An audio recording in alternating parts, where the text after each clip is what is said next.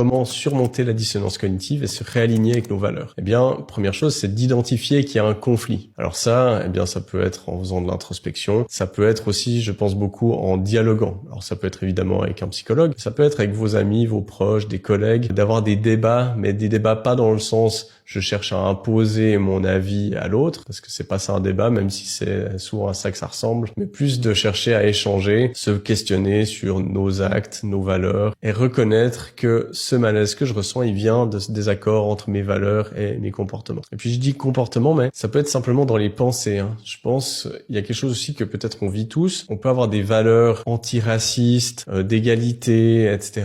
Et tout d'un coup, avoir des pensées qui nous correspondent pas. On est là, mais moi j'ai honte de penser ça de telle personne ou d'avoir tel stéréotype, tel préjugé qui peuvent venir de notre éducation, de la société, de plein de choses. Bah ça c'est une dissonance cognitive. Et se dire bah en fait je peux être pour l'égalité, pour le respect de tous, etc. Et en même temps bah des fois avoir des pensées qui sont pas ok avec ça, qui sont en contradiction et du coup bah c'est un indicateur que je dois travailler dessus. Une fois qu'on a identifié qu'il y a un conflit, ben, il n'y a pas 36 000 solutions. L'idée, c'est de se réaligner nos actes avec nos paroles, nos valeurs. Donc,